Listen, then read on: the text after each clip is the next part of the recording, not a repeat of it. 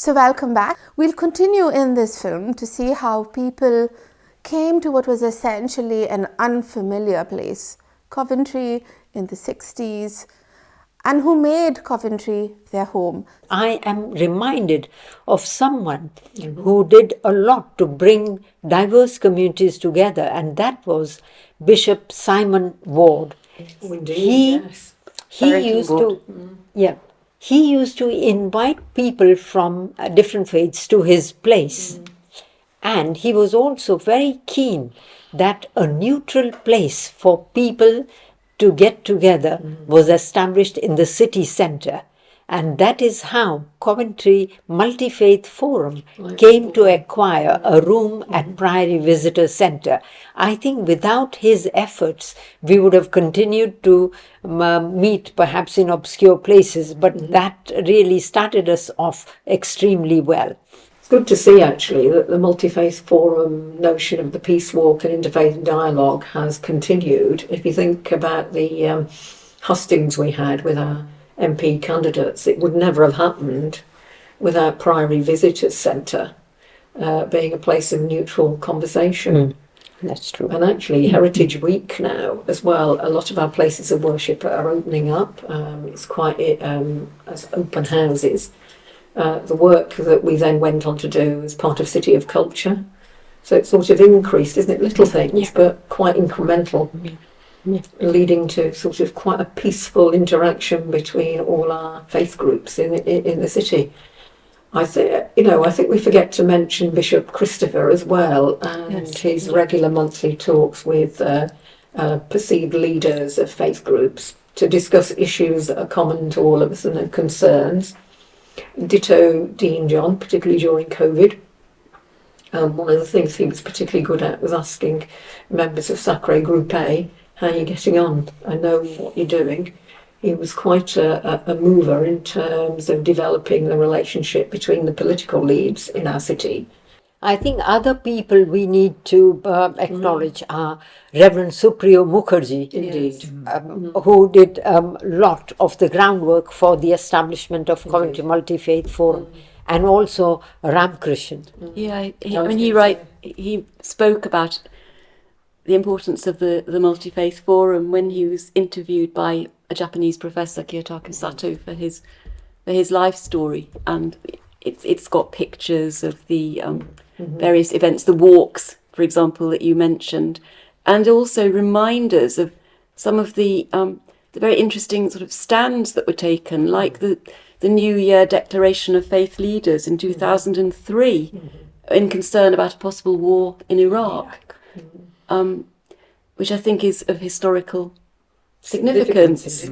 What you've said about walking and talking and doing things together, literally building things together, that's so important. We so often think of interfaith meetings as sort of dialogue and rather formal conversations between representatives, if not so-called leaders of communities. But it's the doing things together, going to school together, working together, and the various opportunities in places like GEC for people of different backgrounds to explain their festivals to each other or share their recipes or whatever it was. And in all of this, language has played a vital role, both positively and negatively, because a lot of the people who probably have felt more excluded from this sort of thing are those who, let's say, were only comfortable speaking in, let's say, Gujarati, and for that matter, people only comfortable speaking in English. I mean, there is an advantage for those people who are talented and able to speak in several languages and to cross these otherwise invisible but very real sort of boundaries between communities. Language is just so important. And then all the work you did, Eleanor, I forgot, as you sort of forget that all the things that have happened that have brought it together. I remember with Vimla's family, where you wrote little books about real people and how they did things within the city, were great reading books as a starting point. Well, normalised rituals that our youngsters were seeing. I was very lucky working in the University of Warwick with someone called Professor Robert Jackson, and there was a project over many years which involved my being a field worker going out and meeting people of different faiths and seeing particularly how young people were brought up in different Christian churches, in different Punjabi, Hindu and Sikh-related communities, in Gujarati Hindu community, and so on. And this was translated in various ways into curriculum materials. It was partly through sort of in-service teaching for people who were going to be religious education teachers or who were actually religious education teachers, but also producing curriculum books which were based on the lives of individuals in different communities. I was very fortunate to be part of that. And it means that as I go around Coventry and I catch the bus and so on, you know, I'm meeting people who were part of some of these projects in the 1980s and 90s, and, you know, meeting their children and grandchildren. And while we still have some of our elders, sadly, we're losing them, sort of in their 90s, but we want to keep their experiences. And in the University of Warwick, there was also the Centre for Research in Ethnic Relations. I had a colleague who was working on the Indian Workers Association, which was very important. Coventry was the place, or one of the places where it started, even before the Second World War. There was some research that was done on the setting up of a Muslim community centre, and so on. So I think Coventry University and Warwick University have, in different ways, tried to be part of this interfaith, intercultural. Coventry is a very caring city. Indeed. All the communities here care. There has only got to be a natural or man-made disaster in some part of the world, and we all come together, we rally round. I'm thinking of the flooding in Pakistan. Indeed. I'm thinking of the earthquake in Gujarat. And I remember attending loads of meetings where we used to dig deep into our pockets and contribute some funds so that people could be helped in areas where they were suffering. And not just in India, I'm thinking there's support given to the Ukraine community. Yes, true. Our Pradhan, as well as our other faith group leaders, said, look, these are our neighbours.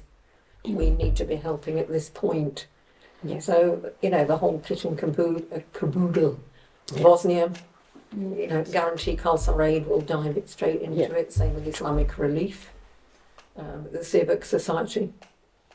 So yes, we sort of come together very, very quickly. Yeah, I think so. I think we're very lucky. We've had good examples from across the faith groups. We just need to make sure our youngsters particularly know about it. And I think that probably is the key to Coventry's future success. I was having a conversation with Gareth Jones, who for 4 years worked in an interfaith way in the West Midlands, and in Coventry in particular, in his first year. And he was saying how in his experience the cathedral is our cathedral, and that's what he heard people saying, whatever their religious background was. And it's usually the first place we take our visitors to. Really very keen to see the cathedral, talk about it. In fact, actually, as minority groups as well as faith groups, whenever we visit abroad, visit our families, we talk about Coventry in a very positive way. And it's one of the places most people will have heard of. I remember an elderly Hindu friend of mine years ago, after her husband died, I saw her in the cathedral, and she said, well, every month I come here to say my prayers because this, in a sense, is my local temple. So it's the cathedral that I come to. Oh, that's fantastic. That's why it is called the People's Cathedral. Indeed. I hope different faith communities are becoming aware of the ventures that start in another faith community. So, for example, somebody in our Quaker meeting heard an item on the radio about Sikh relief work for those who are hungry and so on. And so he asked for our Quaker meeting to make a regular donation to a Sikh charity. Indeed. And based in Coventry. So I hope there'll be more and more awareness of this, because I think many people have grown up in the Christian churches sort of thinking of, I don't know, philanthropy and so on as having a Christian origin. One of the things that which delights me now is to see in the cathedral, among the choir boys and girls, the black children learning music at a really quite high level and learning to perform in public and all the skills that will give them. But you wouldn't have found that a generation ago, I think. The community we've forgotten to talk about is the Jewish community. Indeed, if it hadn't been for them, wouldn't have engineering. Jews, I suppose, after the great expulsion in previous century, they came to Coventry because of the watch and clock industry in the 18th century, and they've been a somewhat invisible community in Coventry. But at the moment, the synagogue is being restored because of the devotion of one particular Jewish member of the Coventry community. And I think it may well become a resource centre or something and be more open than it was during the years when it was recovering from its dry rot and other structural problems. But there has been a Jewish input in Coventry, which is sometimes not remembered. Hasn't been a rabbi here for a very long time. So I think that observant Jews would tend to go to Solihull to worship at the moment. Can I mention the fact that Zoroastrians also, the Zoroastrian community has a very strong connection with Coventry, in that JLR has been bought by Tata Motors, and Tata Motors was set up by Zoroastrian JRD Tata in 1946. So we're very strong. I was quite impressed with Tata. And one of the things that all employees must do is to carry out some voluntary work, and that is fitted into their work time. But it's got to be work that really benefits the community around. We haven't mentioned the Buddhists and the Baha'is either. I mean, there are a number of course, of different communities that we haven't spoken about. But we need to at least register the fact that there are people who identify as Buddhists, there are people who identify as Baha'is in Coventry. Quite productive members of Coventry Multi-Faith Forum and Coventry and Warwickshire Sacraes. Sort of in terms of the future, from a Sacrae point of view, we now have a syllabus that we have written under the umbrella of Peace and Reconciliation. Our children, as part of their RE learning, will be looking at critical thinking. They will be discussing some quite difficult issues throughout history from whichever faith group perspective they come from, so that they have a better understanding of why the world is the way it is, balanced by hearing the narrative from faith groups as opposed to other people that have written it. So that it's not a rose-coloured glass version of history. I'm anxious, certainly from a Christian perspective, about the growth of a much more conservative, with a small c, attitude to religion generally. Perhaps it's not only the Christian experience, but it is, I think, in the churches in this country, certainly the Church of England, it is the more conservative, less open attitude to faith and particularly to moral issues, and sexual ethics is as you may realise, is a very contentious topic in other religious communities. Similar. I mean, parallel sort of moves, both to openness but also to conservatism. And yes, there's one thing that we haven't particularly raised, which I wanted just to mention, that actually some of the interfaith activity in the city increasingly is in interfaith marriages and interfaith partnerships. And that's where real discussion happens on quite hard issues sometimes, which are often to do with aspects of culture which, as far as one person or the other is concerned, may be inseparable from religion. And it's very easy for religious people in interreligious settings to agree about things like love and service and so on. And people tend to have the same values, but they stack them in a different order.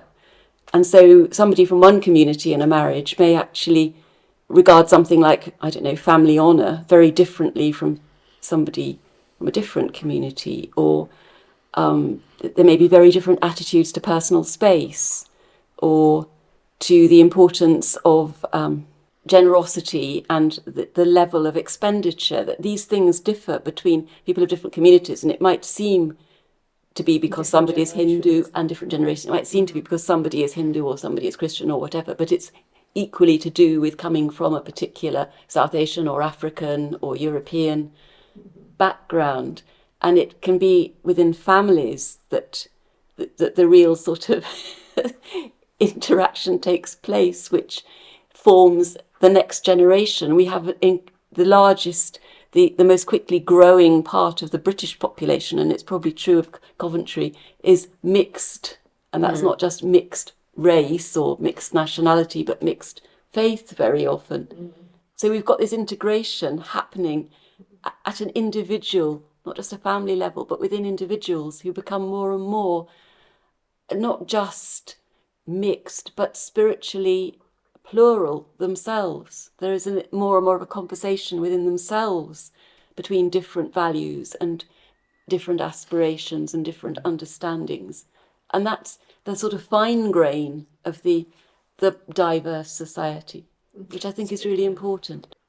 I think it puts questions over what we mean by a religious community. Yes. But I accept what you say, and I think the sort of bilingualism or the sort of internal pluralism is certainly going to happen. How we handle it is another matter. I think how far we have come is been illustrated by what we've been saying. All the communities in Coventry have formed something like an orchestra. An orchestra has several instruments played, and I believe that in Coventry no instrument is being played out of tune. Indeed. Oh, that's a really good analogy. I do like that. Thank you very much for watching this video.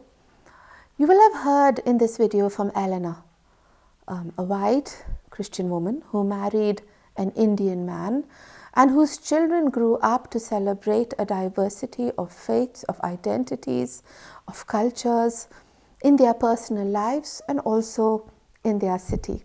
To date, Eleanor runs little walks every now and then, if you ask her nicely, where she takes you to all the different places of worship in Coventry and where you learn of their significance. My hope through this video is that you have learned of the significance of these communities, of these people, and of the identities that they hold, that are specific to themselves, but which might also be the identity of your best friend, of your classmate, of your work colleague. Together, all of these people built Coventry, and I hope that all of us can continue to build this beautiful city and secure it as a plural, multicultural city for our children and our futures after that.